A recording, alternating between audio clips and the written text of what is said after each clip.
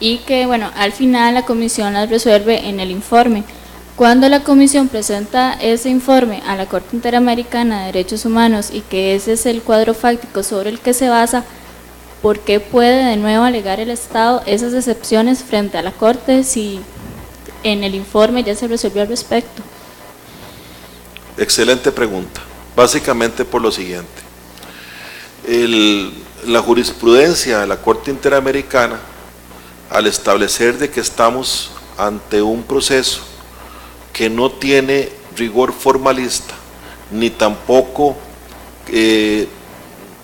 temas de preclusión procesal como tal, se establece que efectivamente es muy necesario la evacuación de la prueba y la inmediación para determinar si efectivamente lo que había presentado el Estado y que valoró en su momento la Comisión puede, a la luz de la óptica y la inmediación de los jueces de la Corte, tener un asidero probatorio positivo o negativo. Vamos a poner el siguiente ejemplo. Excepción de falta de agotamiento de los recursos internos. Muy bien, le interpone el Estado desde que le pasan la víctima, la petición de la presunta víctima. La Comisión Interamericana establece, no, para nosotros efectivamente no hubo una falta de agotamiento, los recursos que menciona el Estado no son de tipo ordinario y por lo tanto nos parece que seguimos adelante con la petición hasta llegar al informe de fondo. Lamentablemente, en muy pocos casos se ha establecido de que una vez que se supera esta etapa de excepciones, no puedan alegarse dentro de la etapa contenciosa, pero principalmente cuando el Estado no lo alegó. Ejemplo, si el Estado no alegó en la fase ante la Comisión que no hubo falta de agotamiento o que la ratione temporis, o sea que lo pusieron después de los 6 meses, el Estado ya no podría alegarlo ante la Corte Interamericana. Ese es básicamente el efecto que podría verse. Muchas gracias. Bueno, yo creo que otra cosa importante es que ustedes tienen el correo del licenciado para que le puedan hacer todas las preguntas. Quisiera, antes de agradecerle a don Tomás Poblador con un fuerte aplauso, pedirle el favor y a todos ustedes quieran de hacer una foto grupal con el licenciado aquí, por favor, para los que quieran acompañarnos a tomar una foto. Muchísimas gracias, licenciado Tomás Poblador, y un aplauso. Muchísimas gracias. Gracias.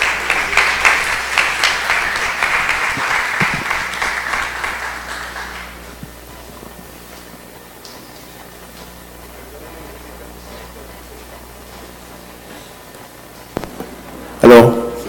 No estaba en el plan, a ver si todos nos ponemos acá para retirarnos una foto grupal con Tomás Poblador y darle el agradecimiento muy profundo a nombre de los derechos humanos de la Universidad Novo Homini y de todos los estudiantes por tan brillante conferencia de parte de Tomás Poblador. Poblador, muchas gracias.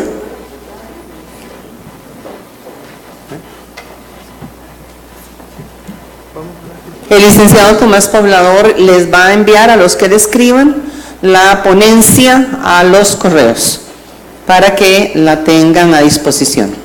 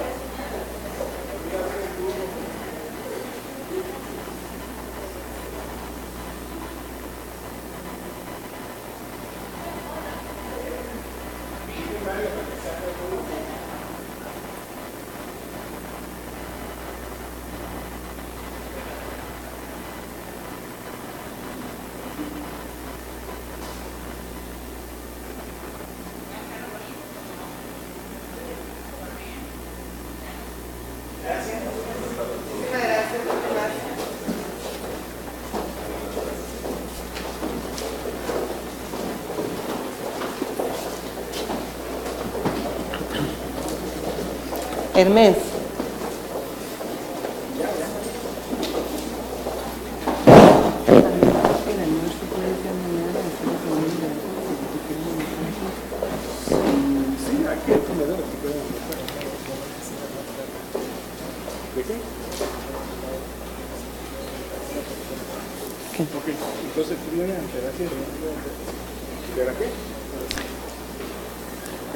Voy a darles unas instrucciones generales antes de pasar a la siguiente conferencista. Espero que todos se hayan anotado para, después de esta brillante exposición del doctor Tomás Poblador, aunque es un poco engorroso lo que es derechos humanos a nivel de la Corte, mañana pueden hacer ustedes, porque la visita es hacia los 3-4 niveles de la Corte Interamericana, las consultas al guía que nos va a atender. Ahí van a tener la oportunidad de hacer muchísimas otras consultas, porque tenemos la oportunidad incluso de estar en la sala donde sesiona la Corte. Por otro lado, la llegada es 9:30 más o menos a la Corte. A las 10 es el ingreso, más o menos dura 2 horas a las 12. De regreso, los que quieran venir a almorzar acá al Colegio de Abogados, sirven un excelente almuerzo y a un precio muy económico, para que entonces aprovechemos al máximo el tiempo y luego entremos a las diferentes charlas. Está ya preparado entonces desde México la señora Esteli Martínez Consuegra. Ella es doctora en Ciencias Políticas y Sociales de la Universidad Autónoma de México, especialista en Derecho Penal de la Universidad Nacional Autónoma de México y maestra en Política Criminal también de la Universidad Autónoma de México. ¿Tenemos listo el enlace? ¿No?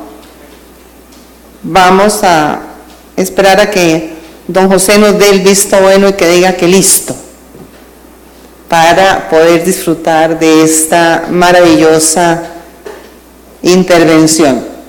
Cualquier otra duda, de igual manera, la pueden hacer llegar al chat o al correo que ustedes tienen para evacuar consultas o dejarla en recepción.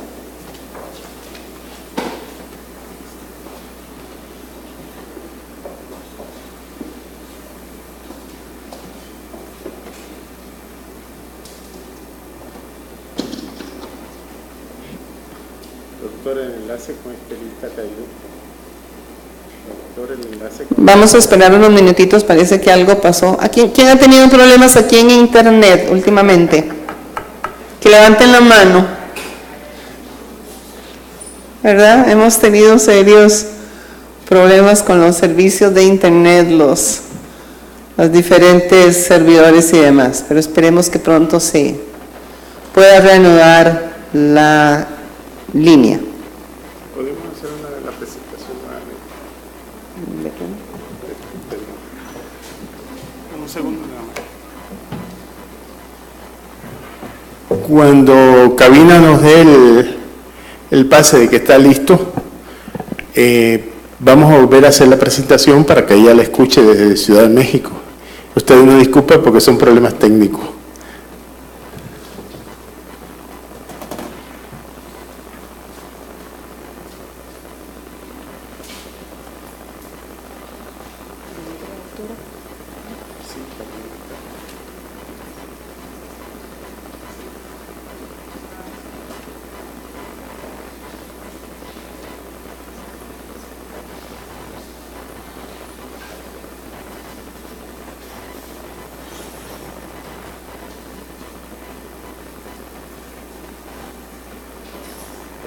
Estamos en conexión, la doctora no está conectada.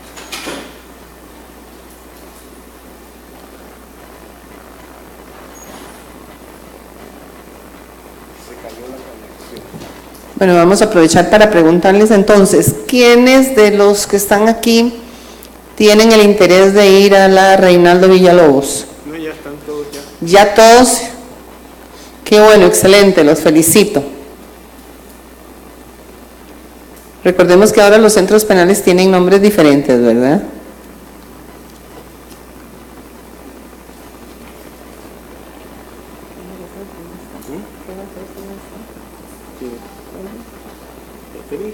Sí, está en línea, lo que pasa es que estoy...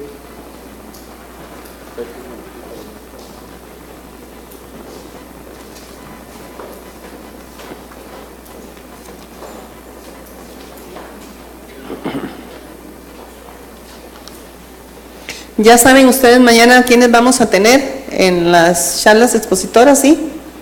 Mañana. ¿No lo saben? Bueno, vamos a compartirlo mientras nos terminan de dar el visto bueno. Después de la visita a la Corte Interamericana y al almuerzo, vamos a tener una conferencia en Derechos Humanos de los Privados de Libertad. Es un taller práctico, es una simulación de audiencia de ejecución de la pena y va a estar a cargo del doctor Roy Murillo Rodríguez, juez ejecutor de la pena y profesor universitario de Derecho Penal y maestría en un doctorado en Derechos Humanos de la Universidad Carlos III de Madrid. Es entonces una muy buena oportunidad para hacer prácticas en la defensa de una audiencia de ejecución de la pena. Posteriormente vamos a tener también una transferencia internacional de personas privadas de su libertad en sus diferentes países de origen bajo los tratados internacionales de personas sentenciadas. Esto va a estar a cargo del doctor Walter Rubén Hernández Juárez. Él es académico, internacionalista y especialista en derechos humanos, es viceministro de Justicia y ex embajador presidente de CELA, jerarca responsable de la creación del Instituto Costarricense de Drogas. Para continuar posteriormente con la máster Ana Josefina Huel Durán. Ella es máster en trabajo social con énfasis de intervención, es terapeuta, es viceministra de Desarrollo Humano e Inclusión Social, es conferencista nacional e internacional, docente de grado y posgrado de la UCR, de la UNIP, de la Salle, de la ULICORI y es miembro de diversos comités coordinadores de varias instituciones y organizaciones nacionales e internacionales. Y tendremos una última charla virtual con la máster Clarita Ivonne Pérez, presidenta de la Red Mundial de México. Listo, ya tenemos la conexión. Le damos la más cordial de las bienvenidas a la doctora Esteli Martínez Consuegra. Ella es doctora en Ciencias Políticas y Sociales de la Universidad Nacional Autónoma de México, especialista en Derecho Penal de la Universidad Nacional también Autónoma de México y maestra en Política Criminal de dicha universidad. Le damos una cordial bienvenida y la recibimos con un fuerte aplauso. Gracias por estar con nosotros, doctora. Adelante, por favor. Bueno, muchas gracias. No sé si me escucho bien. Perfecto. Bueno, pues buenas tardes a todos. Primero quisiera comenzar por los agradecimientos respectivos al doctor Raúl Ramos Lechuga y a todos los organizadores de este primer encuentro interdisciplinario de derechos humanos y criminalística entre México y Costa Rica, una temática sumamente interesante. Y bueno, la ponencia que me toca dar el día de hoy se llama La Seguridad Nacional y los Derechos Humanos. Y bueno, en ese sentido pretendo dividir mi intervención en tres partes, una que aborde el tema de la seguridad, otra el tema de los derechos humanos y luego pretendo hacer una conexión entre estas dos categorías, seguridad y derechos humanos, aplicada al caso mexicano. Y bueno, para sin más empezar, pues como todos sabemos, la seguridad proviene del vocablo latino securitas, que hace alusión prácticamente a la ausencia o a la contención de riesgos. Y esto, de forma aledaña, nos lleva a generar confianza en algo o en alguien. La seguridad nacional se consolidó como una categoría política durante la Guerra Fría, sobre todo en las zonas en donde tenía influencia los Estados Unidos. Imperaba en ese momento, y hasta la fecha también, una ideología de contención. Contención en ese momento, el mundo dividido en bloques, pues del comunismo. Sin embargo, con posterioridad a la Segunda Guerra Mundial, dicha categoría se redimensionó, esto es, adquirió una nueva connotación. Esta connotación es lo que entendemos o lo que se llamó el Estado de Seguridad Nacional, cuyas características principales son la defensa militar y la seguridad interna, frente a distintas amenazas, por ejemplo, el comunismo, la inestabilidad del capitalismo, el armamento nuclear, y hoy en día, en el mundo contemporáneo, de forma muy relevante, el riesgo de la delincuencia organizada o de la delincuencia organizada transnacional, a lo que precisamente se ha catalogado como un riesgo mundial y por ello un problema de seguridad nacional, regional y transnacional. Es importante recalcar que el Estado de Seguridad Nacional, en el Estado de Seguridad Nacional, el aspecto militar adquirió gran relevancia política tanto en el marco internacional como en el marco nacional. Dicha problemática es la que tiene ocupados a pensadores e investigadores en términos de diversas interrogantes. Una de las principales sería, ¿qué papel debe de jugar el Estado en el combate a la delincuencia y, sobre todo, cuáles son las repercusiones que su actuar genera sobre los derechos humanos? En ese sentido, me detengo un poco para entonces hilar el tema de los derechos humanos. Dejando sobre la mesa esta anterior interrogante, y en aras de poder durante la ponencia esgrimir algunos comentarios respecto a la tensión que puede generarse entre el actuar de ese Estado llamado Estado de Seguridad Nacional y lo que en la actualidad llamamos el Estado Democrático de Derecho, que debe ser o que es democrático de derecho en virtud de que debe de ser respetuoso del marco internacional de los derechos humanos. Me permitiré hablar brevemente de estos últimos, de los derechos humanos, y finalmente tratar de aterrizar la problemática al caso mexicano. En relación a los derechos humanos, los trataré de abordar primero desde una perspectiva crítica y no de una perspectiva positivista. Bueno, esto es así, pues me parece que hablar en este foro de las características, los principios y los instrumentos que reconocen a los derechos humanos y les imprimen validez es algo no solo ya sabido por la gente perteneciente a este foro, sino que en lo particular no me permite a mí esbozar la parte crítica en términos de la deficiencia en su implementación, al menos en el caso mexicano. Ello es así porque mi interés académico en relación a temáticas de naturaleza está abordado principalmente desde la corriente epistemológica de la sociología jurídica y en particular desde la tensión que brillantemente describe el filósofo Jürgen Habermas entre facticidad y validez. Esto es, entre legalidad y legitimidad. Y para aclarar un poco este punto, quiero mencionar someramente un ejemplo para evidenciar la tensión, la fricción que siempre existe entre estas categorías de facticidad y validez, esto es, de legalidad y legitimidad. Por ejemplo, en el caso mexicano, las elecciones presidenciales de hace 6 años, no estas, pero las de hace 6 años, donde hubo un proceso por virtud del cual el partido que perdió, o el candidato que perdió, impugnó el 80% de las urnas. Cuando esto llegó a los tribunales, se abrieron únicamente el 5% de las urnas, cuando existía evidencia fáctica, real, de fraude electoral, de quema de boletas, de pérdida de papeleta electoral, de compra de votos, etc. Al final, esto se dirimió en los tribunales. Llegó al Tribunal Federal Electoral, que pertenece al Poder Judicial de la Federación en México, y finalmente, después de que todas estas 85-90% de urnas fueron impugnadas, solamente se abrió el 5%. Con ese 5%, los magistrados en ese momento decidieron darle la constancia de mayoría, en ese momento, a Felipe Calderón.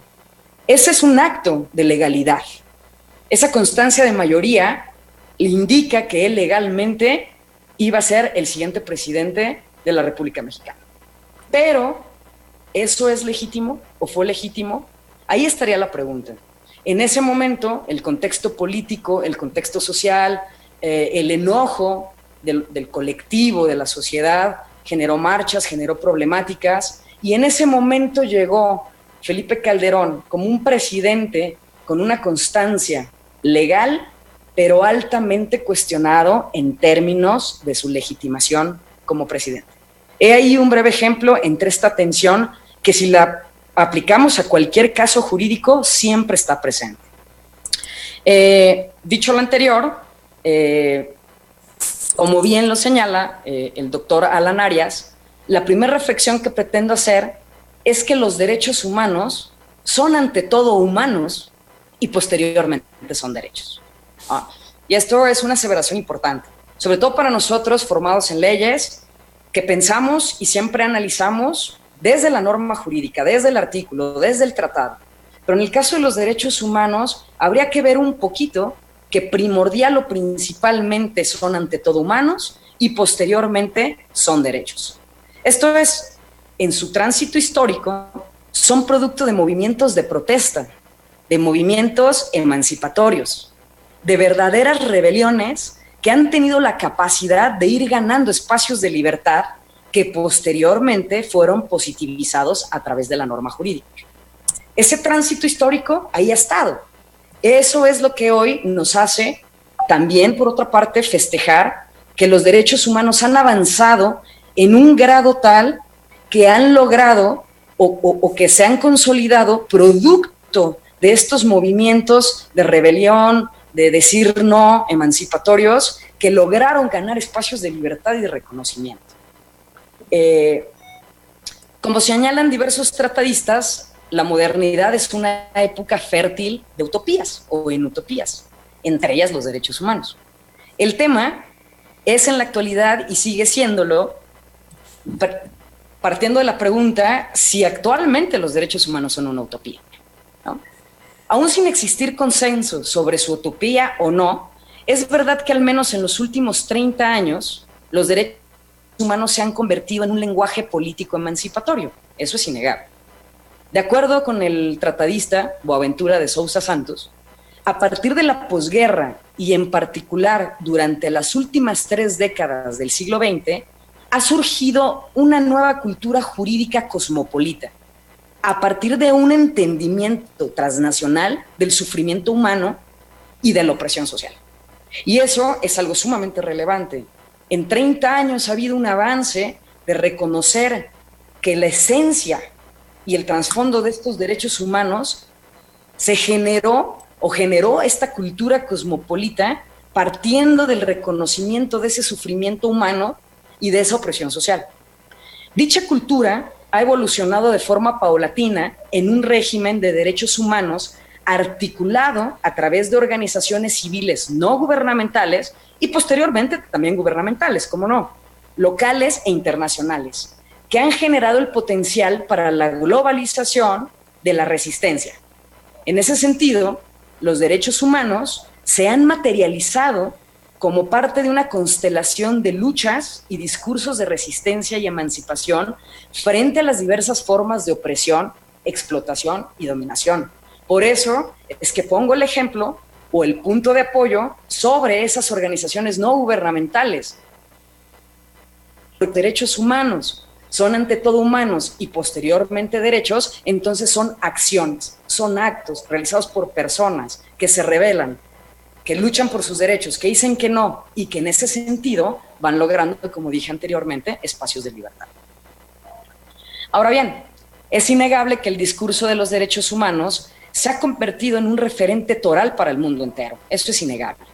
Si bien es incorrecto justificar su legitimidad en teorías míticas o ancestrales, su verdadero significado contemporáneo no se encuentra en el pasado, sino en los aspectos específicos contemporáneos y su correspondencia y articulación con las condiciones y problemáticas tanto globales como específicas de cada estado. Esto es, ya no vale la pena recurrir a lo que decían los romanos, a lo que decía la Ilustración. Lo que vale la pena, o desde la visión crítica, desde la sociología jurídica, el análisis de los derechos humanos, es partir del estudio contemporáneo. ¿Para qué existen? ¿De dónde vienen en los últimos 30, 40 años? ¿Qué nos han dado? ¿Cuáles son los retos? Eso nos va a llevar a ver hasta dónde son o no una utopía, hasta dónde pueden materializarse y pueden hacerse factiblemente operables.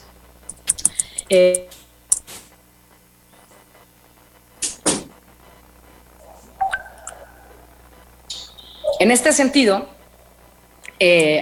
ahora trataré de hablar de este vínculo, seguridad nacional y derechos humanos en el caso mexicano. Y bueno, primero empezaré para esgrimir estos argumentos relativos a esta vinculación con el caso del déficit y la problemática de derechos humanos tan grave que existe en México. Me permitiré hacer alusión a ciertas cifras. En estos últimos 12 años, en el periodo del 2006 al 2012, donde era presidente de la República, fue presidente de la República Felipe Calderón, y el actual gobierno que está a punto de terminar, de Enrique Peña Nieto, las cifras oficiales, digo, insisto en las oficiales, porque son las del Secretariado Ejecutivo del Sistema Nacional de Seguridad Pública, reportan aproximadamente 250,000 muertes violentas en 2 sexenios. Las cifras extraoficiales hablan de cerca de 500,000 de muertos en 12 años, producto de una guerra contra la delincuencia organizada. Además de esto, existen cifras que hablan de 250,000 desaparecidos, una categoría un tanto subjetiva que no nos permite hasta cierto punto diferenciar cuántos de ellos en la actualidad son desaparecidos o son muertes violentas. Y de forma tercera, o como tercer punto, más de 1 millón de gente desplazada por la violencia. En la encuesta nacional de seguridad pública urbana que se realizó en México, hasta diciembre del 2017, del año pasado, se reportó que el promedio nacional de percepción de inseguridad de los mexicanos era el 75%. Esto es, el 75% de los mexicanos, hasta el año pasado, nos sentíamos inseguros o nos sentimos inseguros. El Consejo Ciudadano para la Seguridad Pública y la Justicia Penal, cuya metodología radica en comparar tasas de homicidio por cada 100,000 habitantes, construyó a partir de esta metodología una lista donde determina cuáles son las 50 ciudades más peligrosas del mundo. Bueno, pues 12 de esas ciudades están en México. Y si tomamos los primeros 10 lugares, 5 de esas ciudades están en México. Con estas cifras, o más allá de los esfuerzos del gobierno mexicano por desmentir estas cifras, es imposible defender lo indefendible, o como decimos nosotros, tapar el sol con un dedo.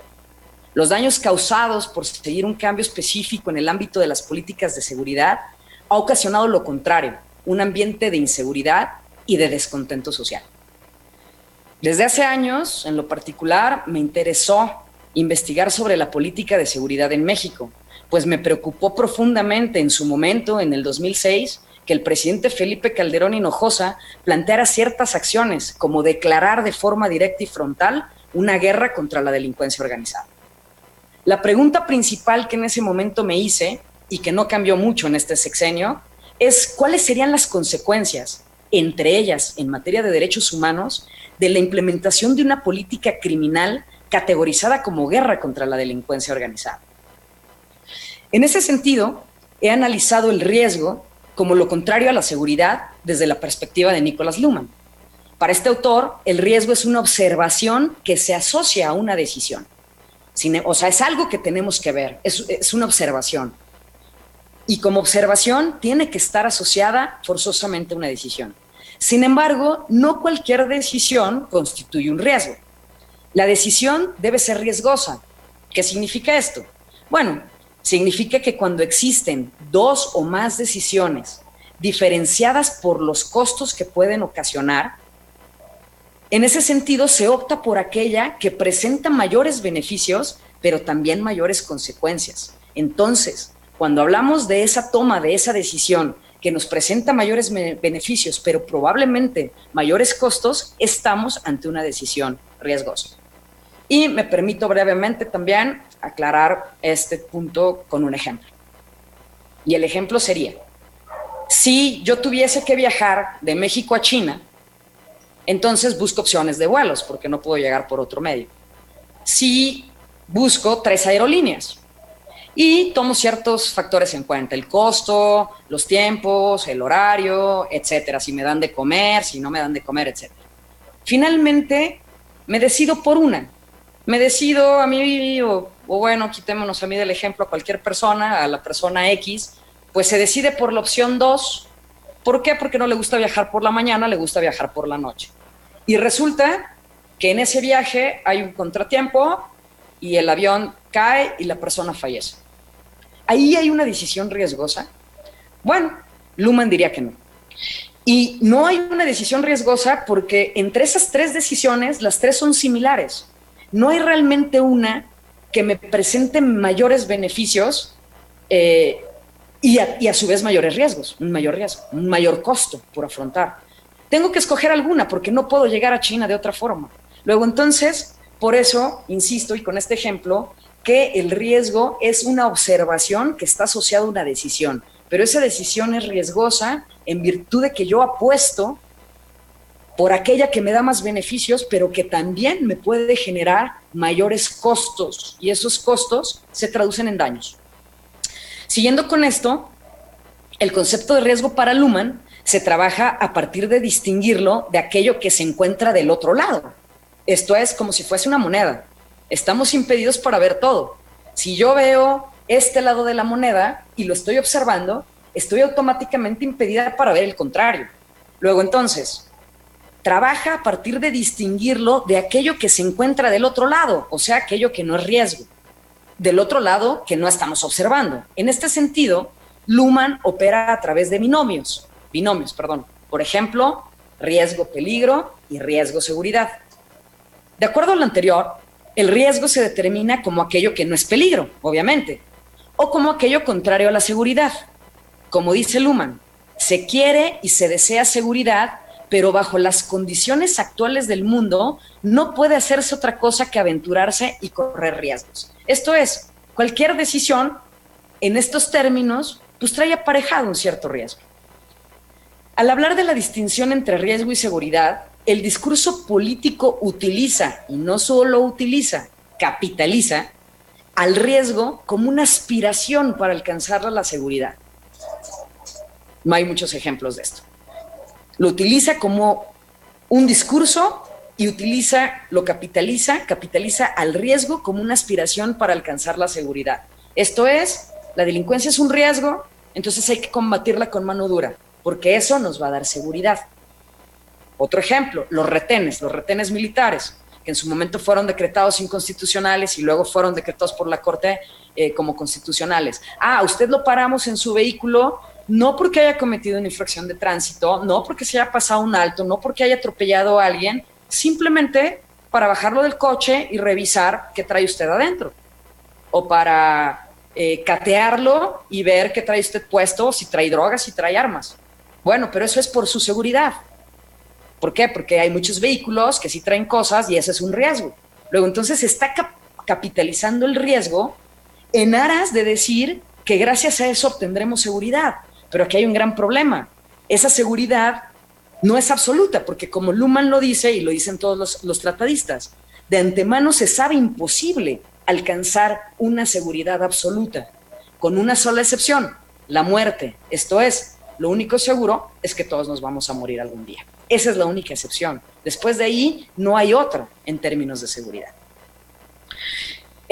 Aplicar el binomio riesgo-peligro al análisis de la política criminal, en este caso del sexenio calderonista, supone hablar de la incertidumbre de los daños futuros. Estoy tomando decisiones ahorita que van a causar daños en un futuro. Si los daños son consecuencia de la decisión, entonces estamos en presencia del riesgo, o mejor dicho, del riesgo de la decisión. Si los daños son provocados externamente, no por esa decisión, sino por otras cosas externas, entonces se atribuyen a lo que Luhmann llama el entorno. Esto es, la decisión que nos hace hablar de riesgo se toma en el sistema. Pero si la decisión proviene de afuera, del exterior, entonces se encuentra en el entorno. Y no en el sistema. Y entonces ahí, cuando está en el entorno, no hablamos de riesgo, hablamos de peligro. Esto tiene una importancia relevante que ahorita voy a explicar. De acuerdo a esto, precisamente, y adecuando estos binomios al estudio de la política criminal del sexenio de Felipe Calderón, su presidencia fue la instancia de decisiones riesgosas que fueron pagadas por la sociedad, quienes nos convertimos en la instancia de afectados. Como Luhmann dice, La instancia de decisión que pertenece al sistema toma decisiones riesgosas que pagan quienes están afuera, quienes están en el entorno. Y esos somos la sociedad, la instancia de afectados. Nosotros, sociedad, instancia de afectados, pagamos las consecuencias de decisiones que no tomamos, porque se toman en el ámbito político, en el sistema.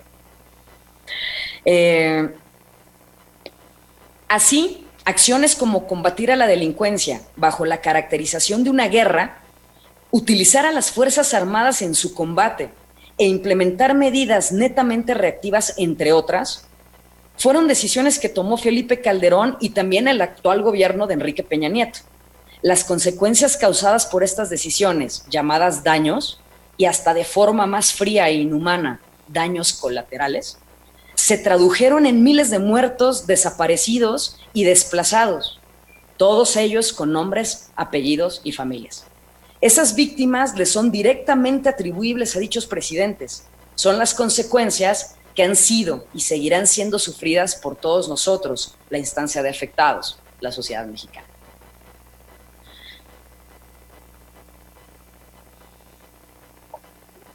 Ahora bien, en relación al estado de seguridad nacional, en el ámbito multilateral existen instrumentos como la ASPAN, la Alianza para la Seguridad y la Prosperidad de América del Norte, que en algún sentido guió a Felipe Calderón en el diseño de su política de seguridad.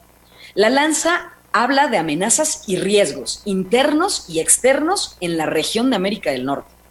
Otro instrumento es, porque se encuentra todavía vigente, la Iniciativa Mérida, que sirvió para financiar la guerra contra la delincuencia, pues Calderón recibió en ese momento aproximadamente 1.400 millones de dólares para cumplir con los 4 objetivos que marcaba dicha iniciativa, y el gobierno actual recibió aproximadamente 1.600 millones de dólares. Estos objetivos tenían que ver con afectar la capacidad operativa del crimen organizado, con institucionalizar la capacidad para mantener el Estado de Derecho y con crear estructura fronteriza del siglo XXI.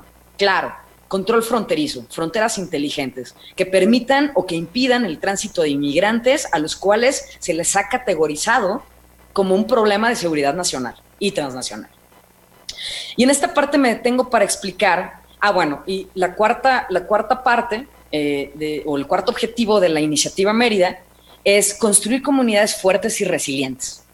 En esta parte me detengo para explicar que desde una perspectiva de resiliencia, 2 cosas son fundamentales.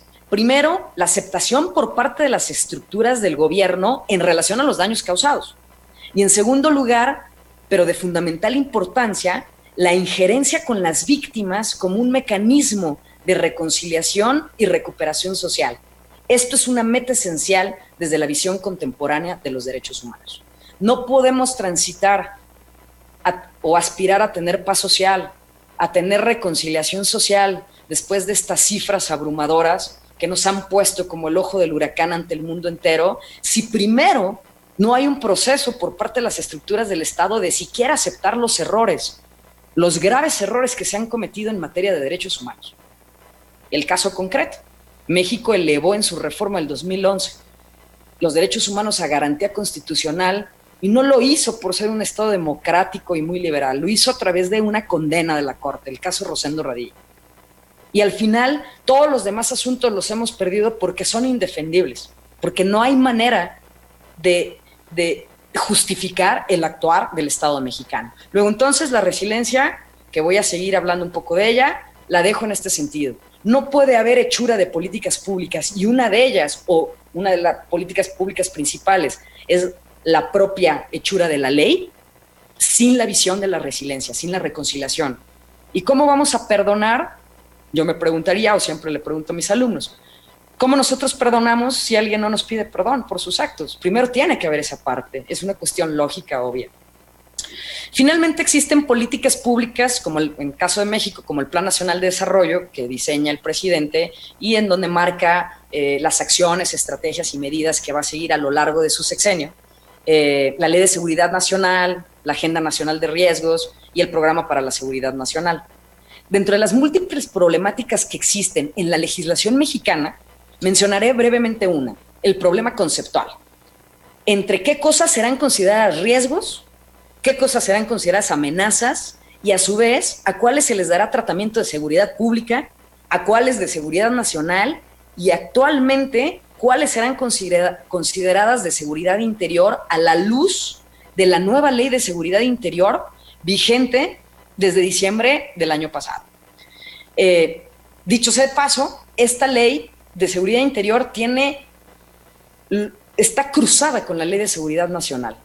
La ley de seguridad interior nació en este periodo, en este último año, después de 4 años que estuvo discutiéndose en el Consejo.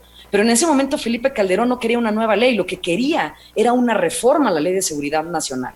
Y ahora tenemos una nueva ley de seguridad interior que establece en sus artículos que el tratamiento a las temáticas de seguridad interior serán aquellas que se mencionan en la ley de seguridad nacional. Esta confusión, estos cables cruzados que no nos permiten identificar claramente y de forma jurídica las categorías riesgo, amenaza, peligro, seguridad interior, pública, nacional, etc. En mi análisis me inclino por un rompimiento teórico y me enfoco en el análisis de la tensión, como ya lo dije antes, entre facticidad y validez. Esto es la tensión y la pugna que existe entre las categorías de legalidad y legitimidad, en términos, como ya dije, de Habermas. Este rompimiento teórico entre Luhmann y Habermas tiene que ver con lo que Habermas refiere como el paradójico surgimiento de la legitimidad a partir de la legalidad. Esto es, la facticidad hace alusión al derecho positivo creado por el poder legislativo, mientras que la validez hace alusión a la legitimidad que debería de caracterizar a ese derecho. En este sentido, resulta obvio que el contenido de la norma jurídica no necesariamente es válido. Es legal, pero no necesariamente es válido. Eso quiere decir que puede ser también ilegítimo. Ya puse varios ejemplos, ¿no? Como el tema de las elecciones. Presidente legal, pero altamente cuestionado por todo el pueblo mexicano. Ahora bien, ¿en qué sentido eso no valida una reforma en materia de seguridad nacional que establece un procedimiento por virtud del cual el presidente de la República puede disponer de las Fuerzas Armadas y utilizarlas en labores de seguridad pública? Y de forma secundaria, ¿cuáles son las consecuencias que esto genera en materia de derechos humanos? Bueno, pues como ya dije anteriormente, en abril del 2009, Felipe Calderón presentó una iniciativa de reforma a la Ley de Seguridad Nacional que contemplaba una figura llamada declaratoria de afectación a la seguridad interior, que es una figura que finalmente tuvo éxito y se encuentra contemplada ahora en la nueva Ley de Seguridad Interior promulgada en diciembre del 2017, solo que ahora se llama declaratoria de protección a la seguridad interior. Y es un mecanismo por virtud del cual cualquier gobernador de alguna de las entidades de la República o presidente municipal, cuando se vea rebasado o se sienta rebasado en el manejo de la problemática de la delincuencia, puede optar por este mecanismo a través de esta declaratoria de protección a la seguridad interior y solicitarle al Poder Ejecutivo, esto es el presidente, que manda las Fuerzas Armadas. Esto es la militarización del país, nuevamente la que llevamos sufriendo 12 años. De acuerdo a lo anterior, las decisiones que en su momento tomó Felipe Calderón en su sexenio y que no han sido distintas en el actual periodo presidencial fueron decisiones creadoras de riesgo y además ilegítimas. En ese sentido, tanto Felipe Calderón como Enrique Peña Nieto son responsables de los daños ocasionados, esto es, de las muertes, las desapariciones, los desplazados, y en general son responsables del ambiente de violencia e inseguridad que sufre este país al paso de 12 años de malas decisiones. Ahora bien, quisiera señalar el carácter político de los derechos humanos que radica en que pueden ser utilizados para generar más igualdad, pero también para generar desigualdad. Pueden ser reivindicatorios de ciertos derechos de grupos que alzan la voz y piden el reconocimiento de los mismos, pero también pueden ser utilizados para criminalizar y excluir a otros grupos o mal llamadas minorías. En la Declaración Universal de los Derechos Humanos, como todo el mundo sabe, el artículo primero señala los humanos libres, iguales y con ya comportar unos con otros en la dignidad humana, porque creo que es la base, fundamento de los derechos humanos. Pues si estos derechos humanos se matizan en la vida, la libertad, la seguridad, los derechos económicos, políticos, sociales, culturales, cualquier atentado, cualquier vulneración a alguno de ellos implica la distorsión de la dignidad humana. Sencillo. Quisiera mencionar nuevamente insistir en la necesidad de dar políticas públicas y cumplimentos humanos a través de la visión de resiliencia. Aquí quiero explicarlo, sí, tal vez todo el foro, bueno, digo que es necesario acotar. Como término que en la ingeniería técnica, la propiedad a cierta energía diversa, a calor, pueden ser hables, pero también de esa misma forma regresan a su lugar de origen. Este concepto se tomó y se traspasó a la ciencia social, la ciencia jurídica, psicología, para aceptar que todos tenemos problemas y que el tema antes de resolverlos sino que puede seguir adelante. En el caso de lo social y de lo jurídico, lo que implica es lograr cierta reconciliación. Esa reconciliación social implica pasar por un proceso, el proceso que ya mencioné, que desde las estructuras del Estado primero se acepte que está costando miles de muertes, que no solo de aquí a víctimas que afectan a una sociedad intranquila. Y hablo de también algo esencial en materia de derechos humanos. Se piensa que la víctima es el policía que murió en el fuego cruzado. Y bueno, pues de paso también el delincuente. Pero nunca se piensa en las familias, en los hijos, en la esposa, en los padres, que esa víctima, ellas son víctimas también. Ellos son el futuro de este país. ¿Qué va a pasar con esos hijos? ¿Qué va a pasar con esos niños que quedaron huérfanos? No importa que fueran hijos de policías o fueran hijos de un delincuente. ¿En qué tipo de sociedad van a creer cuando se les ha negado todo, ayuda psicológica, ayuda social? ¿Qué seres humanos vamos a tener? ¿Qué ciudadanos vamos a tener en 20, 30 años? No puede haber resarcimiento a las víctimas y reconciliación social sin que exista por parte del Estado mexicano la aceptación de por parte del Estado mexicano, la aceptación de las graves violaciones cometidas en materia de derechos humanos y más allá, pedir perdón por ellas. El gran reto para México radica en la hechura de políticas públicas, incluyendo la legal, con esta visión de resiliencia y por otra parte, disminuir la enorme brecha entre la juridificación y el reconocimiento de los derechos humanos y su verdadera aplicación fáctica. Muchas gracias.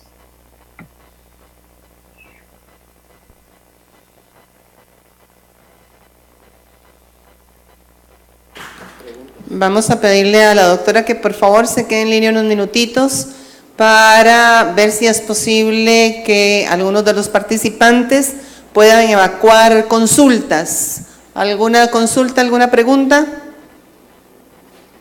¿Quedó claro como el agua? ¿Sí?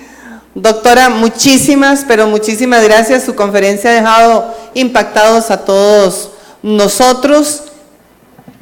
Muchísimas gracias, doctora. A nombre de la Fundación de Derechos Humanos, de los alumnos del primer curso interdisciplinario de Derechos Humanos, muchísimas gracias por tan importante disertación de esta conferencia. Muchísimas gracias.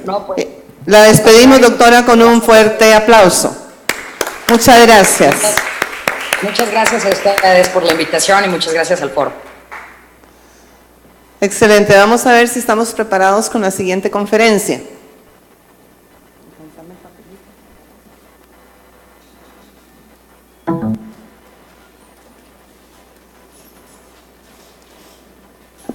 La siguiente charla vamos a esperar a que don José nos haga las señales del caso para ver si ya la tenemos. La siguiente sería de la doctora Carolina León Bastos, doctora en Derecho Constitucional, Programa de Estudios Superiores de Derecho Constitucional para la Universidad Complutense en Madrid. Vamos a ver si lo tenemos preparados en cualquier momento. Escalofriante los datos, ¿verdad? 500,000 de muertos. Qué doloroso, ¿verdad?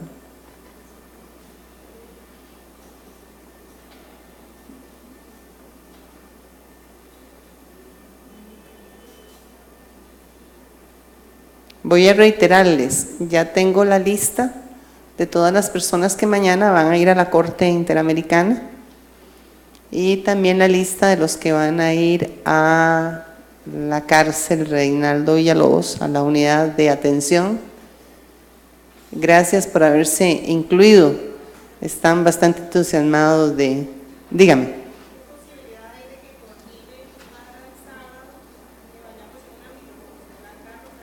Ah, sí, esa es la idea. Sí, esa es la idea. Sí, porque es bastante largo y es mejor irnos todos juntos. Mañana les estaremos dando las instrucciones del caso.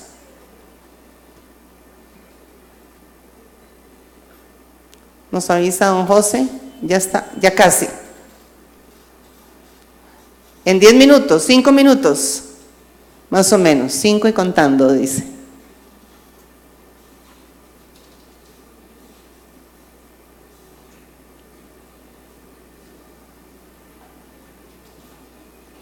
Esa es la ventaja ahora de las redes sociales, ¿verdad?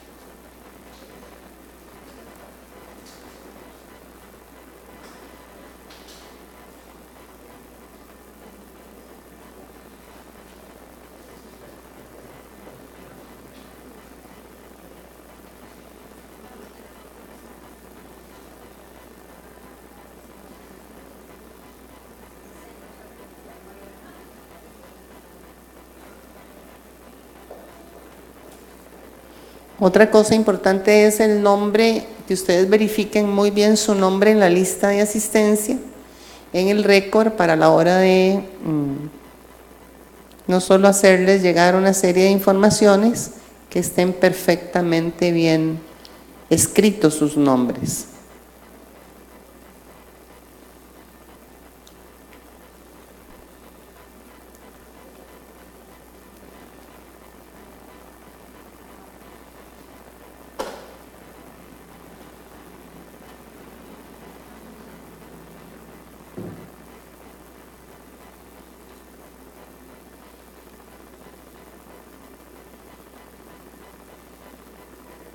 ¿Hay señales de vida? No hay señales de vida. En 2 minutos. En lo que la doctora Carolina se conecta y continúa con el programa, si son tan amables. Perfecto. La voz del doctor Raúl Ramos Lechuga. Muchas gracias. Las gracias a usted, doctor.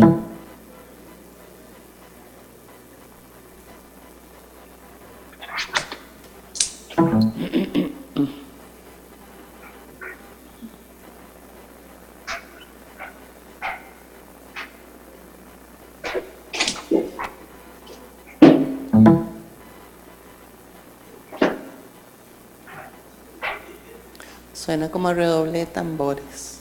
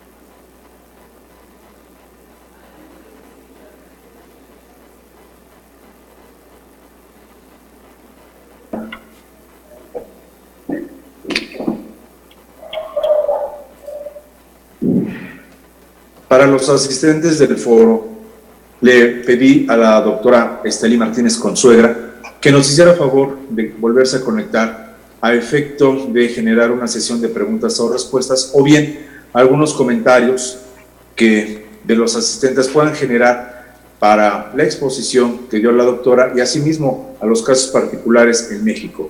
Es que, si ustedes nos lo permiten, doctora, muchas gracias y abrimos esta sesión de preguntas y respuestas. Son tan amables. Le damos de nuevo la más cordial de las bienvenidas a la doctora Estelí Martínez Consuegra. Yo voy a pedirle a alguno de los compañeros que por favor traiga el micrófono móvil para que aprovechemos entonces y hagamos algunas preguntas o quizá generar inquietudes al respecto. Voy a solicitar que por favor nos traigan el micrófono. Ya viene el compañero. Acá adelante tenemos a una señorita que va a iniciar la ronda de preguntas, doctora. Sí, claro. Buenas tardes, un placer. Realmente me encantó la conferencia. Hablaban mucho de la responsabilidad que tenían los presidentes mexicanos de estos dos periodos con respecto a lo que ha sucedido, pero yo considero que también hay como una gran responsabilidad también de los gobiernos estadounidenses que impulsan muchas ideas de militarización y de seguridad nacional desde una postura de potencia mundial. ¿Vos considerás que estos gobiernos hayan influido en las decisiones que se tomaron por parte de los gobiernos mexicanos? Muchas gracias por tu pregunta, que es además muy relevante. Por supuesto que sí, por supuesto que sí. En el marco de la presión que ha existido, en concreto por parte de los Estados Unidos de Norteamérica, hice alusión precisamente a estos dos instrumentos, la SPAN, la Alianza para la Seguridad y la Prosperidad de América del Norte, que en el gobierno de Vicente Fox se firmó con Estados Unidos y con Canadá, y que trataba aspectos de comercio, pero también precisamente insertó estas categorías de riesgo y sobre todo de riesgos y amenazas internos y externos. Internos para cada país y externos con la finalidad de proteger a una región completa, ¿no? De América del Norte. México pertenece al Comando Norte.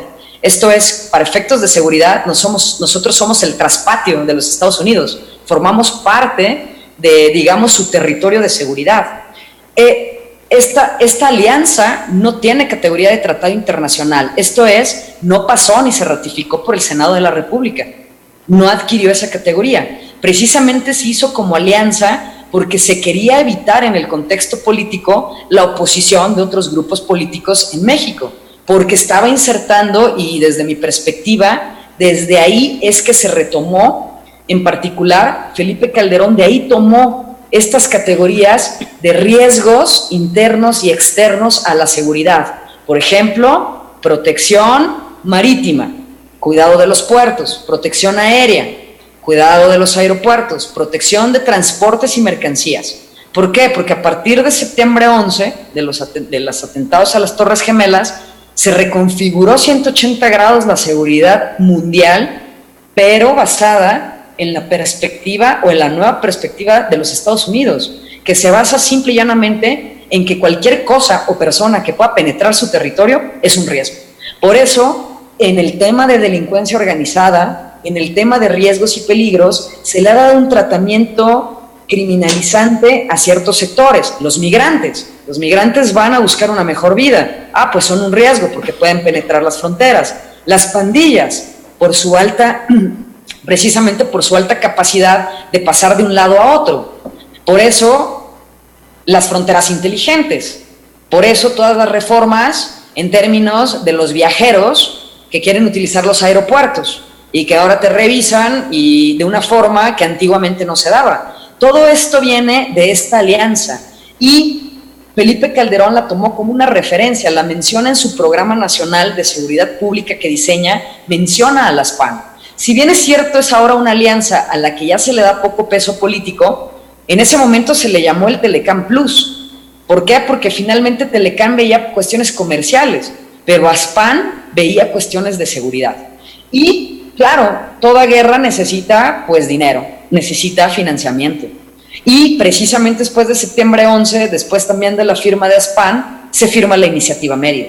Y la Iniciativa Mérida, estos 1.400 millones de dólares que recibió el sexenio de Calderón, estos 1.600 millones de dólares que recibió el actual sexenio de Peña Nieto, pues no fueron de a gratis, fueron precisamente para comprar armamento, para permitir, violentando la soberanía nacional, la injerencia de fuerzas militares, fuerzas armadas, de la CIA, del FBI, en la frontera y el territorio mexicano, para comprar aparatos que detectaran personas, drogas, armas, y para la contención de los migrantes, ¿no? Que eso también es una vergüenza nacional. Nosotros que somos un país expulsor de mexicanos, ¿con qué calidad moral pedimos que los traten, sobre todo en el contexto actual político con el presidente Trump, que los traten con respeto cuando nosotros somos unos verdaderos abusadores y vulneradores de los derechos humanos de los centroamericanos, que vienen a México y no se quieren quedar por México, solo quieren pasar porque quieren llegar a los Estados Unidos, y ese tránsito se los hacemos prácticamente imposible. Tienes toda la razón, no solo son los últimos 12 años. Militarismo en México siempre ha existido, influencia por parte de la doctrina de seguridad nacional impuesta por los Estados Unidos tiene 50 años, pero sí ha habido un cambio en estos 12 años al que yo me refiero, porque en su momento con la caída de las Torres Gemelas, el presidente Fox dijo, bueno, nosotros somos un país de paz, pero sí condenamos el terrorismo, pero el presidente Calderón adoptó la guerra que en ese momento Bush caracterizó como guerra contra el terrorismo. El presidente Calderón la adecuó, y como aquí nadie le iba a creer que era guerra contra el terrorismo, aquí la adecuó como guerra contra la delincuencia organizada.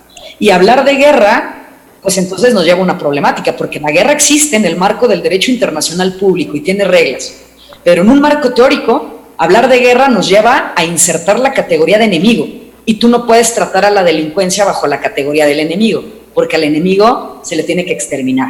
Por eso el tratamiento que se le ha dado es su contención a través del uso de las Fuerzas Armadas. Muchísimas gracias, pero Tenemos otra consultita del caballero. Adelante, por favor. Aló. Buenas tardes, doctora. Muy interesante y muy sobresaliente los números que nos dio sobre las muertes violentas, que son bastante impresionantes. Con respecto a la pregunta que tenía, era referente a la nueva ley que implementaron, que se viene implementando por los gobiernos, pero con el nuevo reglamento que tiene Peña Nieto, que usted nos comentaba que el presidente municipal puede tomar, no me quedó muy claro esa parte, que puede tomar la atribución de pedir la intervención armada en el Estado si se siente en un estado de violencia o de peligro el Estado. No sé si estoy correcto con lo que le estoy preguntando. Y la otra era cuáles son las acciones concretas que está tomando el Estado con respecto a la disminución de muertes violentas o digamos por medio de la guerra. No sé si me quedó claro las preguntas. Sí, claro que sí, y estás en lo cierto, fue así tal cual. La idea es la siguiente. Una de las críticas nacionales e internacionales que se le hizo al sexenio de Felipe Calderón, sobre todo entre el 2009 y el 2011, donde las muertes se desbordaron, fue que él estaba combatiendo a la delincuencia organizada o a la delincuencia en general a través de las Fuerzas Armadas. Entonces estaba mezclando a las Fuerzas Armadas, que deben de combatir cuestiones de seguridad nacional, y ahí el problema de los conceptos, les estaba dando el tratamiento y las estaba utilizando para combatir cuestiones de seguridad pública, que deben de combatir las policías ejecutivas. Entonces, ¿qué es lo que pasó legalmente? Algunos decían que había una laguna. Realmente, pues, había más bien una mala interpretación. Felipe Calderón operó bajo una jurisprudencia de la Suprema Corte de Justicia de la Nación que decía que para cierto tipo de casos, en apoyo al tratamiento de la delincuencia, se podía utilizar a las Fuerzas Armadas, pero esas Fuerzas Armadas siempre iban a estar supeditadas a las policías ejecutivas. Él siempre se amparó en esta jurisprudencia y dijo: yo puedo utilizar al ejército. Eso causó distintos problemas.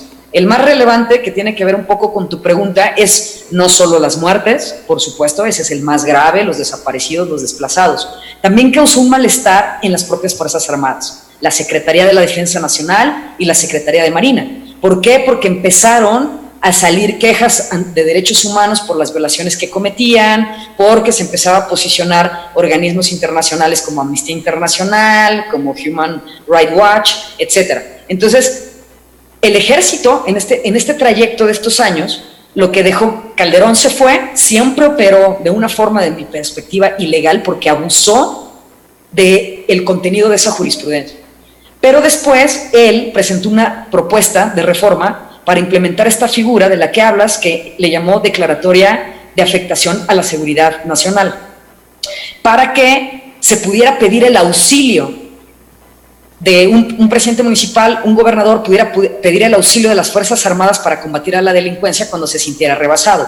La reforma no prosperó, se quedó 4 años ahí parada, pero se vino peor, porque en este sexenio se aprobó, por las presiones también de la Sedena y de la CEMAR, de la Secretaría de la Defensa y la Secretaría de la Marina, que también decían válidamente: nosotros nos están acusando como los violadores de derechos humanos, pero nosotros solo seguimos órdenes. Necesitamos un marco jurídico que nos dé certeza en nuestro actuar. Bueno, después de un conflicto político importante, se aprueba esta ley de seguridad interior y entonces ahora sí, esta figura se llama Declaratoria de Protección a la Seguridad Interior y radica en lo mismo. Ahora sí es un marco legal, ahora sí está establecido en una ley especial que un presidente municipal o un gobernador, cuando se sientan rebasados en el combate a la delincuencia, puedan pedirle al Ejecutivo Federal, a través de esta figura, que mande a las Fuerzas Armadas. ¿Qué es lo que está pasando? En relación a tu segunda pregunta, me parece que el actuar del Estado mexicano ha sido omiso, prácticamente nulo. Desde diciembre del 2017, que esta ley está vigente, a la fecha tiene aproximadamente 5 controversias constitucionales, acciones de inconstitucionalidad por parte, por ejemplo, de la Comisión Nacional de Derechos Humanos, porque violenta, todo está reservado, la información que derive de esas declaratorias es de seguridad nacional y está reservada, los ciudadanos no la pueden saber. Entonces el IFAI, el Instituto de Acceso a la Información, se fue a una acción constitucional, algunos municipios, algunos gobiernos, también la CNDH, y pues se están integrando en la Suprema Corte, solo que de aquí que se integren, pues puede darnos 6-7 meses más, donde ya no esté este presidente, y esperar a qué resuelve la Corte, qué artículos puede declarar inconstitucionales y cuáles no. Mientras tanto está operando.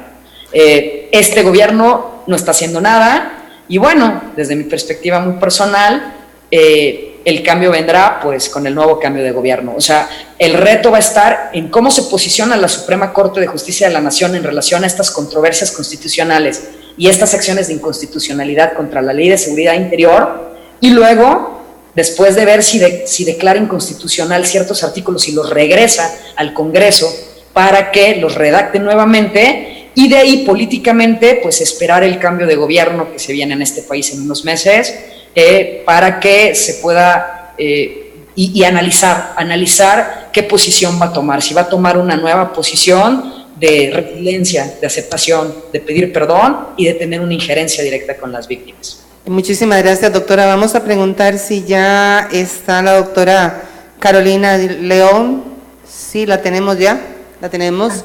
Muchísimas gracias de nuevo entonces a la doctora Estelín Martínez Consuegra. Definitivamente una ponencia muy importante y unas declaraciones que nos deben llevar a la meditación. Le damos la más entonces cordial de las bienvenidas a la doctora Carolina León Bastos. Ella es doctora constitucional en programa de estudio superior de Derecho Constitucional para la Universidad Complutense de Madrid, a quien recibimos con un fuerte aplauso.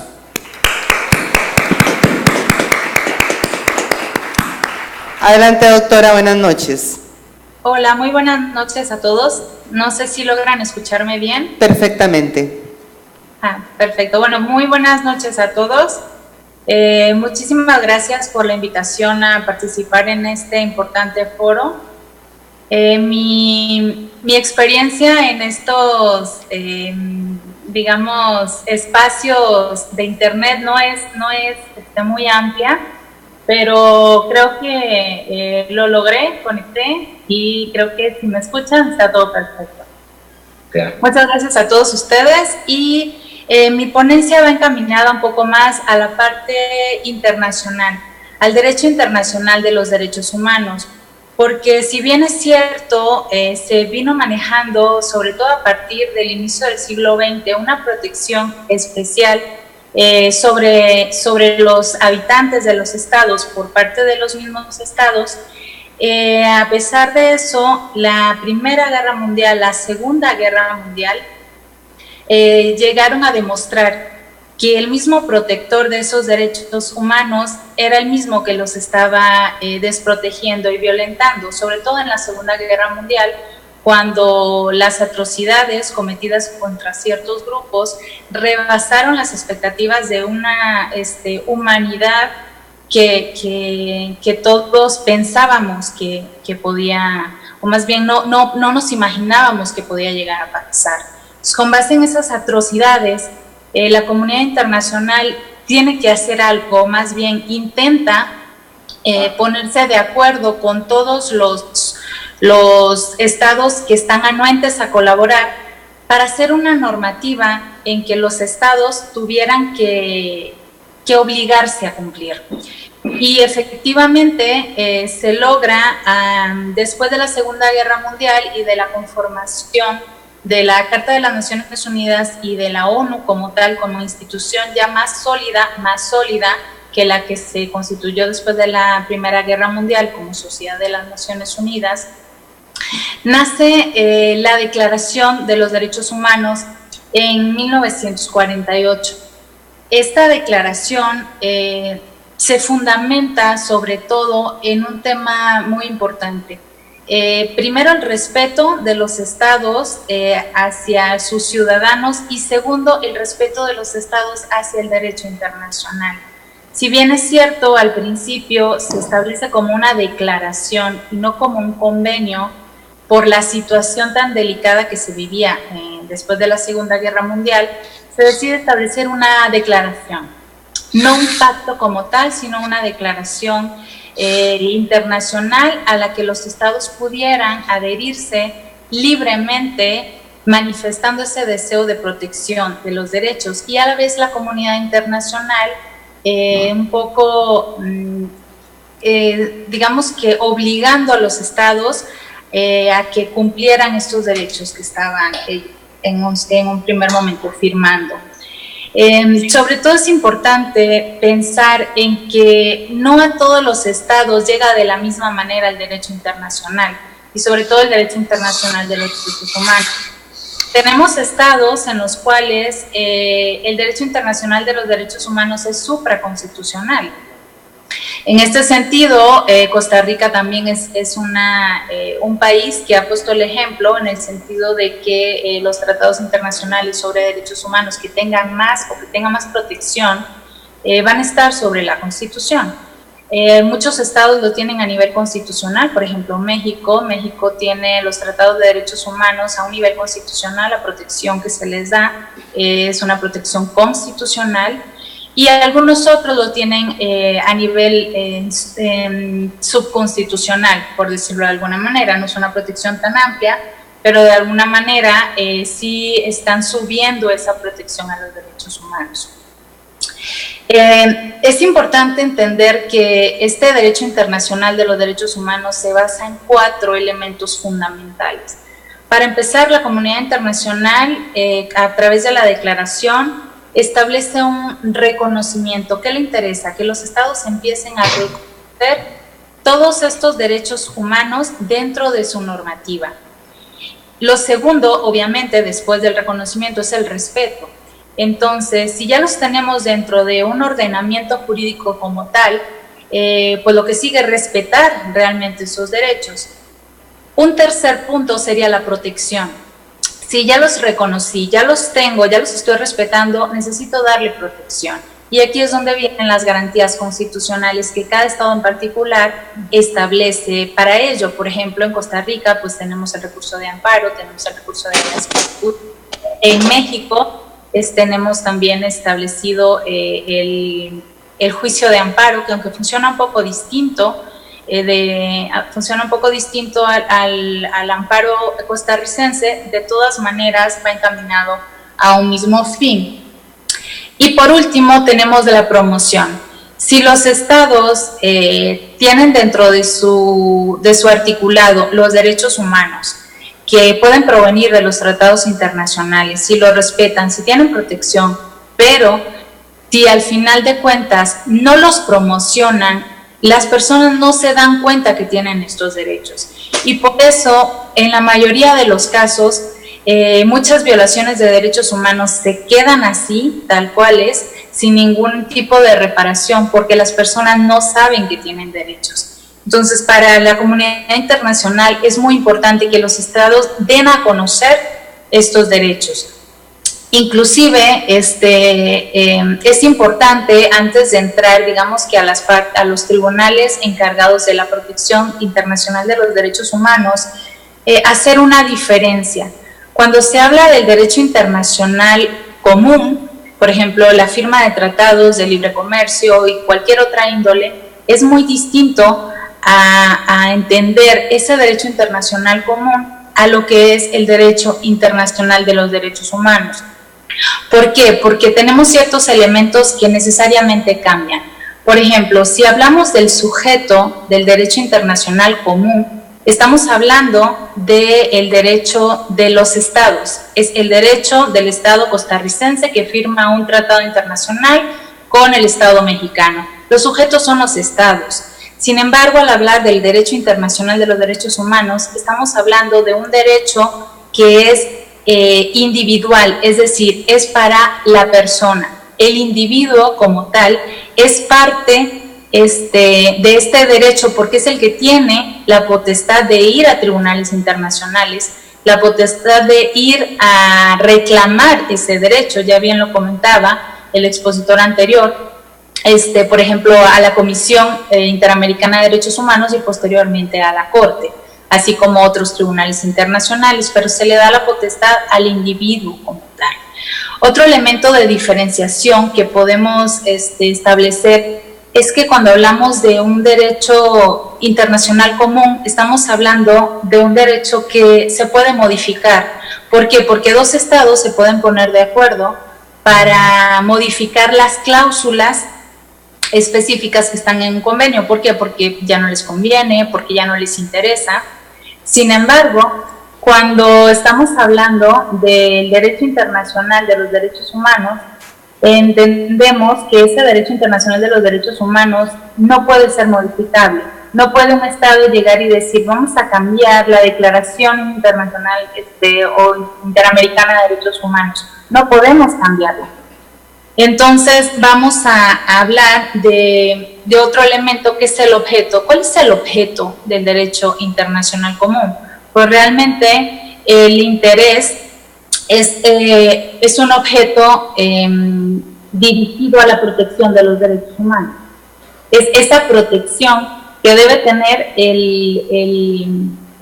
la persona con respecto de sus derechos. Y cuando hablamos del derecho internacional común, estamos hablando de un derecho internacional que le interesa a los estados. ¿Qué me interesa como estado? Estar bien con el otro estado. Y así sucesivamente. Cuando hablamos de un derecho internacional de los derechos humanos, nos ponemos en una protección específica de los derechos. Por otra parte, las relaciones de subordinación las tenemos en el derecho internacional de los derechos humanos porque efectivamente esa relación de subordinación se tiene de arriba abajo, es decir, tenemos, por ejemplo, un tribunal de derechos humanos que va directamente a proteger los derechos y el Estado, en tanto firme ese tratado internacional, lo va a tener que cumplir. Por otra parte, el derecho internacional común habla de unas relaciones de coordinación, estamos coordinados, es decir, un Estado tiene el mismo estatus que el otro Estado y hacen un tratado internacional. Por último, podemos hablar de una relación o de una interpretación distinta. Cuando se habla de una interpretación extensiva, estamos hablando del derecho internacional de los derechos humanos, estamos hablando del principio pro homine, estamos hablando de un derecho internacional que normalmente va a ser interpretado en pro de la persona, ayudando a la persona. Y cuando hablamos de un derecho internacional común, las cláusulas están escritas y no las podemos cambiar. No podemos hacer una interpretación amplia, es una interpretación restrictiva. Únicamente quisiera saber si me están escuchando porque yo estoy viendo, yo no los estoy viendo a ustedes, estoy viendo una silla. Entonces no sé si realmente... No, sí, doctora, le estamos escuchando perfectamente bien. Ah, perfecto. Sí, es que me desconcentré un poco porque como que se cambió la imagen, entonces... Sí, es que voy a explicarle, su cámara y está directamente en el comando de sonido. Y entonces si en algún momento se levanta el sonidista, lo único que va a lograr ver es la silla. Pero perfecto. En otras partes de la pantalla se puede observar el auditorio, pero le seguimos escuchando muy atentamente. Ah, muchas gracias. Sí, me desconcentré por un momento, pero bueno, continuamos entonces. La comunidad internacional intenta hacer a través del derecho internacional de los derechos humanos, digamos que una clasificación para un mejor entendimiento. Entonces clasifica en tres vertientes. Una primera vertiente es el derecho internacional de los derechos humanos en el sentido estricto, es decir, todo el sistema de protección regional. Tenemos tres sistemas de protección regional. Tenemos un sistema interamericano, tenemos un sistema europeo y tenemos un sistema africano no tan eficaz, pero sí en proceso de eficacia. A esto le llamamos derecho internacional de los derechos humanos en sentido estricto. Si nos vamos al otro punto, estaremos hablando de un derecho internacional humanitario. Este derecho internacional humanitario que protege específicamente a los heridos, a los civiles, al personal religioso, al personal sanitario, pero cuando hay un conflicto armado, no importa que sea un conflicto internacional o un conflicto nacional. Hay una serie de normativas que corresponden al derecho internacional humanitario y que surgen a partir de la Segunda Guerra Mundial en Ginebra en 1949. Esos tratados de Ginebra son los que rigen el derecho internacional humanitario, que es la segunda vertiente de este derecho internacional de los derechos humanos. Y una tercera vertiente es el derecho internacional de los refugiados, que aunque se crea en 1951 y para proteger a todos los refugiados de la Segunda Guerra Mundial, posteriormente se hacen protocolos para que ese derecho de refugiados proteja a todos los demás, independientemente del conflicto que sea, se va a regir a partir de ese convenio de 1951. Teniendo estas tres vertientes identificadas, podemos nosotros meternos un poco en los tribunales a que a nivel internacional nos protegen nuestros derechos. En la conferencia anterior, bueno, no la de la doctora Estelí, sino la anterior, ya nos explicaban perfectamente el funcionamiento de la Comisión Interamericana de Derechos Humanos y la Corte Interamericana de Derechos Humanos. No me voy a meter entonces en esa parte porque ya quedó muy clara, el experto pues explica muy bien, y entonces me salto un poquito a hacer una comparación del sistema interamericano con el sistema europeo de derechos humanos. El sistema europeo surge con base en el Convenio Europeo de Derechos Humanos de 1950. Ya teníamos en América una declaración internacional de derechos humanos que surge en el 48, casi de la mano, la Declaración Americana de los Derechos y Deberes del Hombre, y teníamos la declaración en 1948 también, pero en diciembre la Declaración Universal. Salen más o menos al mismo tiempo las declaraciones. Sin embargo, el convenio que regula la Corte Interamericana, pues ya lo escucharon, es el de 1969. En Europa, el Convenio de Derechos Humanos surge en 1950 y establece también una comisión y una corte. Sin embargo, en el protocolo 11 a ese convenio se elimina la comisión. No lo creen necesario y ahora cualquier persona puede dirigirse directamente a la corte. Ya no tienen ese filtro que tiene se tiene actualmente en la Corte Interamericana de la Comisión. El Tribunal de Estrasburgo recibe directamente todas las quejas o problemas o violaciones de derechos humanos que estén dirigidos en contra de este convenio de 1950. Entonces surge este tribunal y funciona muy distinto a la Corte Interamericana. ¿Por qué? Porque la Corte Interamericana, como ya lo vieron, son 7 integrantes. Son 7 jueces que trabajan de una manera en sesiones que son ordinarias o extraordinarias. En el caso del Tribunal Europeo de Derechos Humanos son 47 jueces. Son 47 jueces porque están distribuidos conforme a los países que han firmado este convenio de derechos humanos. Hasta el momento son 47, están integrados los 28 miembros de la Unión Europea, más muchos otros más. ¿Cómo funciona entonces un tribunal con 47 jueces? Tienen que hacer una división, están divididos en 5 secciones y el procedimiento difiere un poco del de la Corte Interamericana, porque cuando llega un caso al tribunal o a la Corte Europea, se trata el tema de la admisibilidad. Y como ya lo comentaban anteriormente con respecto de la Corte Interamericana de Derechos Humanos, tiene que haber agotamiento de recursos internos.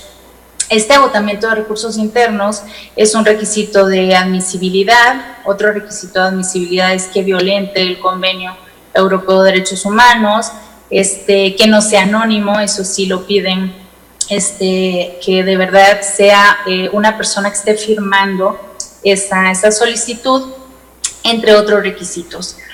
Puede decidir la admisibilidad un juez, y si decide que no es conveniente admitirlo o que lo debe de rechazar, lo pasa a un comité de 3 jueces.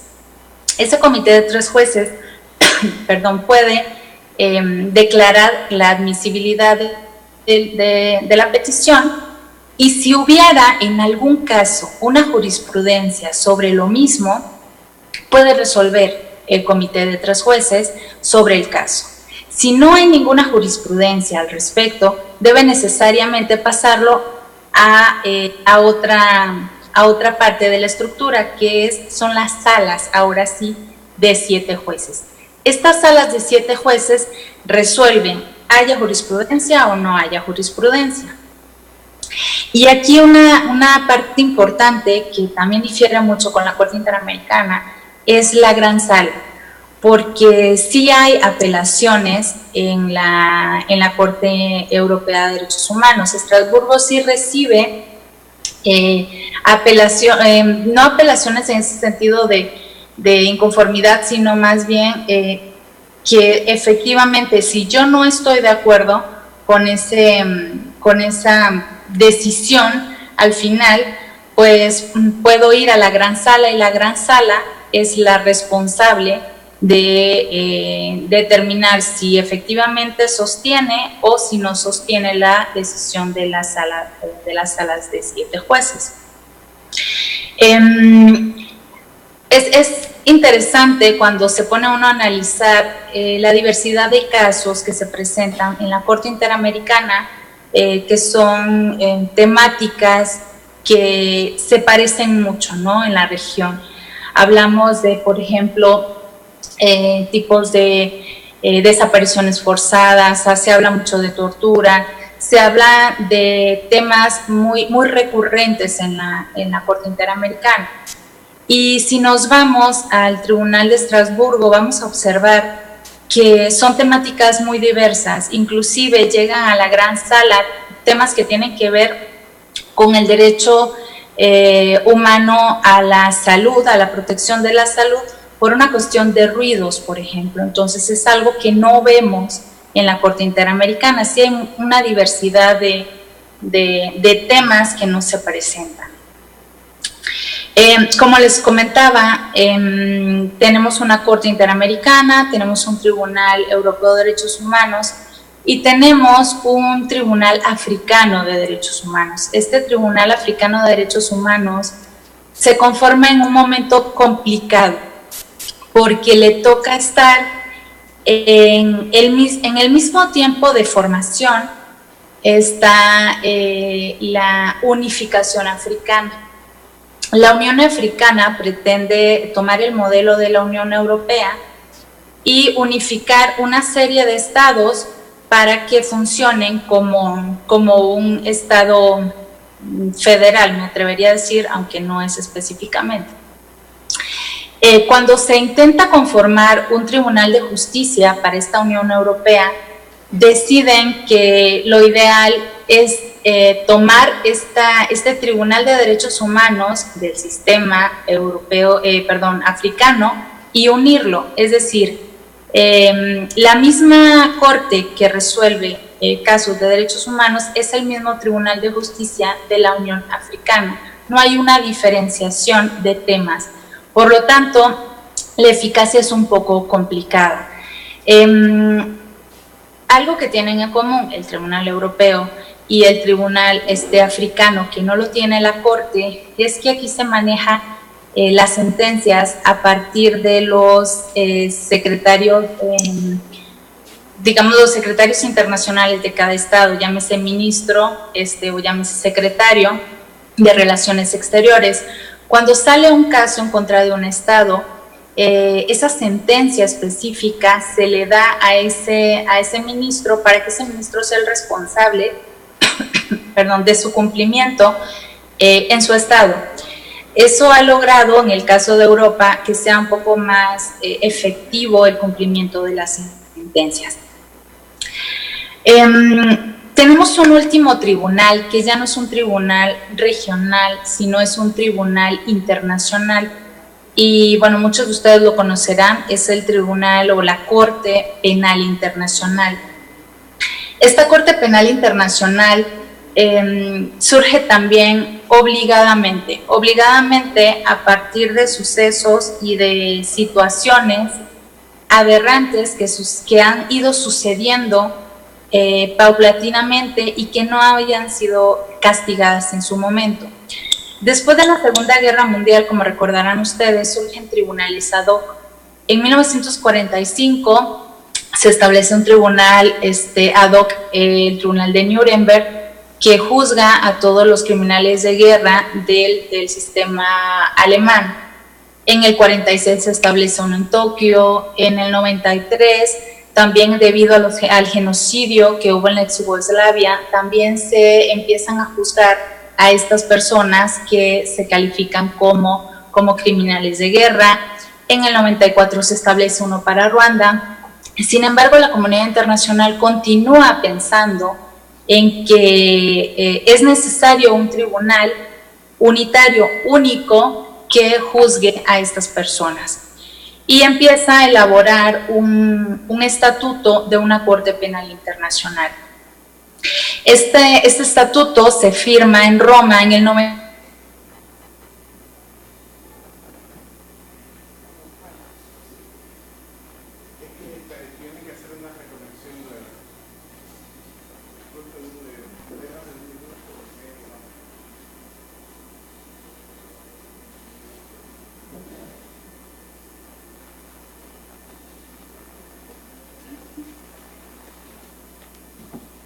Vamos a esperar un momentito, pero de igual manera para que ustedes tengan espacio de unas 2 consultas o 2 preguntas, antes de pasar al doctor Raúl Ramos Lechuga también, para las palabras de despedidas, para que demos por terminado el primer día de este congreso. Vamos a esperar. No nos pasa solo aquí, pasa en otros lados también, ¿verdad?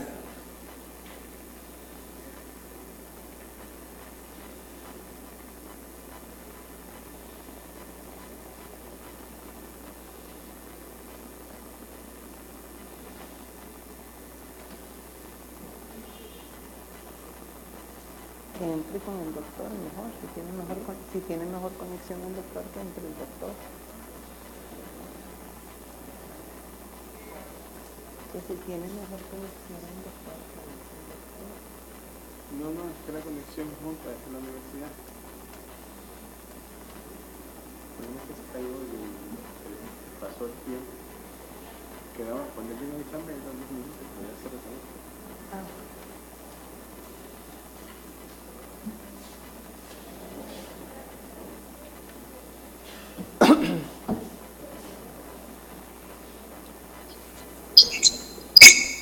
¿Ya de nuevo?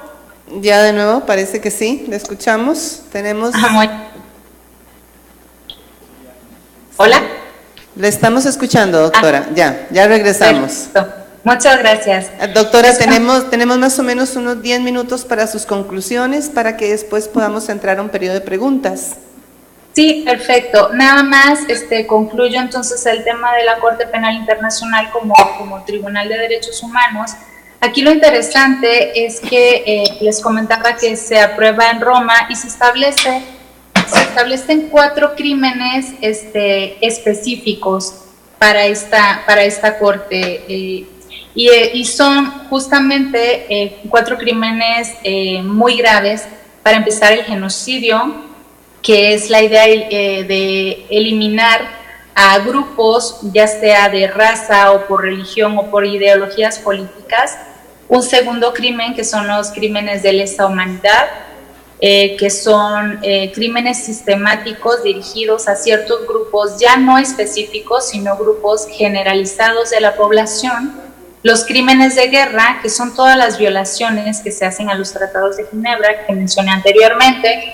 y el crimen de agresión, que es de un Estado hacia la soberanía de otro Estado. Estos 4 crímenes son los que juzga la Corte Internacional Penal.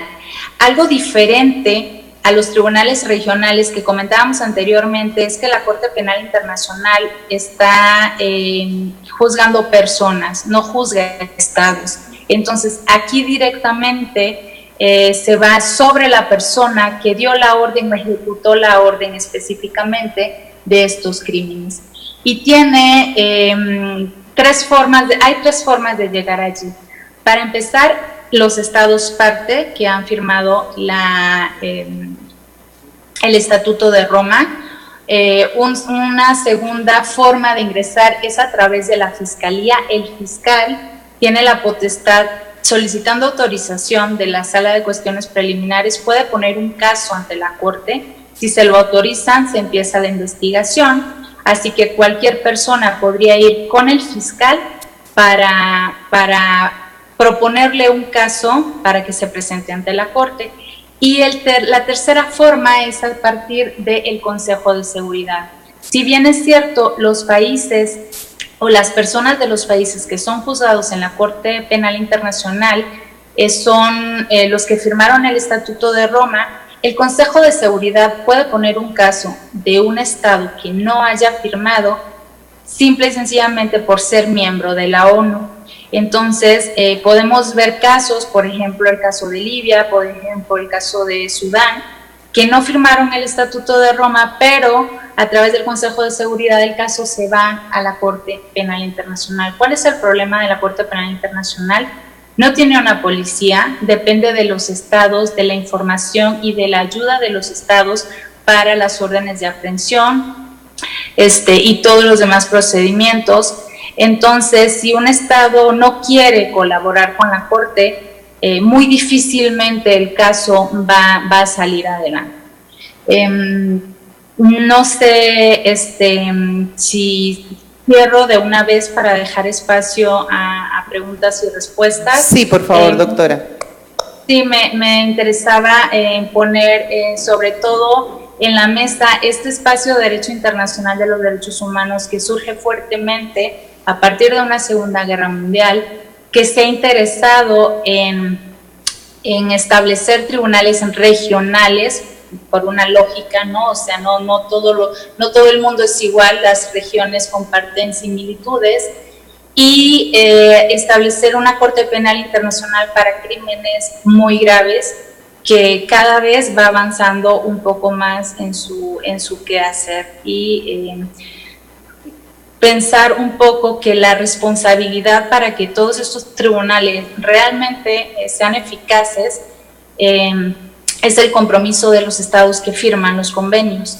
Entonces realmente el Estado es el responsable de proteger a las personas, de reconocerles sus derechos, de protegerles sus derechos, y cuando ya no es posible abrirse a que a nivel internacional puedan ser juzgados por tribunales que a la hora de dar una sentencia el Estado esté anuente a cumplir con ella y cumplir con todas las reparaciones que pueda esta Corte o este tribunal imponerle.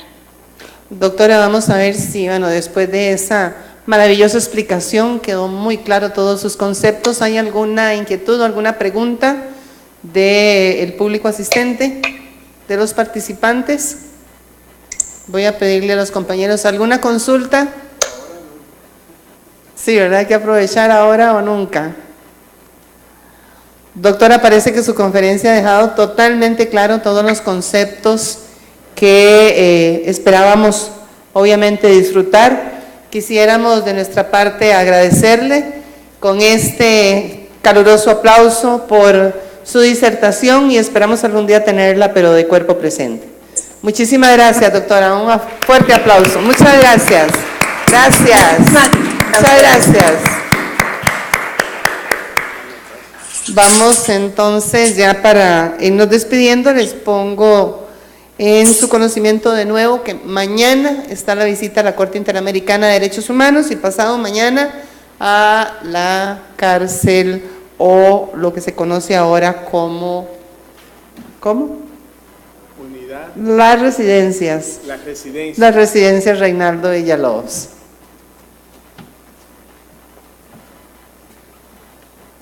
José, no está el doctor en línea, ¿verdad? Sí. Tino, por favor, para hacer el cierre. Muy bien, pues agradecerles a todos y cada uno de ustedes, asimismo a nuestra ponente que cierra el día de hoy, a la doctora Carolina León Bastos, que, si usted me lo permite, mi querida doctora, pues en el ámbito internacional que usted tiene, pues hace más el realce a todo esto. Estamos muy agradecidos por su disertación y asimismo a todos y cada uno de ustedes, muchas gracias por este primer día de curso y estaremos en comunicación por este medio. Muchas gracias y que tengan excelente noche. Saludos hasta Costa Rica, aquí desde México. Doctor, bye. Un momento en línea porque vamos a hacer la despedida desde acá, desde Costa Rica, y la va a hacer una de las ponentes del día sábado, Helder. Entonces le doy el paso para que llegue a la despedida y después finalmente nosotros ya, yo termino ya. Muy bien, con todo gusto. Buenas noches. Muy agradecida con la oportunidad de dar las palabras de cierre, en especial cuando un cierre se puede convertir en una invitación a reflexionar sobre la oportunidad que tenemos de refrescar conocimientos, pero sobre todo cuando tenemos compañeros extranjeros de modular o nivelar nuestros conocimientos y el trabajo que hemos hecho en Costa Rica. Si algo hay que agradecerle a una oportunidad como esta es la enorme capacidad que tenemos en Costa Rica para articular el discurso, pero en muy pocas ocasiones llevarlo a la práctica. Así que espacios como el de este congreso nos permiten acordar, convenir, aprender y sobre todo darnos la tarea de ser mejores. Así que lejos de una despedida, lo que hago es una invitación para que mañana aprovechemos el día. La UAI es una oportunidad excelente para reflexionar sobre el quehacer en nuestro país. Lo que considerábamos podía ser la peor parte o la peor expresión de la sociedad costarricense podría darles una hermosa reflexión mañana. Así que invitarlos para que sigan disfrutando de este congreso, para que abramos la oportunidad y para que ojalá no se nos vaya otra conferencia sin preguntas. Buenas noches y que les aproveche. Muchas gracias. Hasta luego, buenas noches.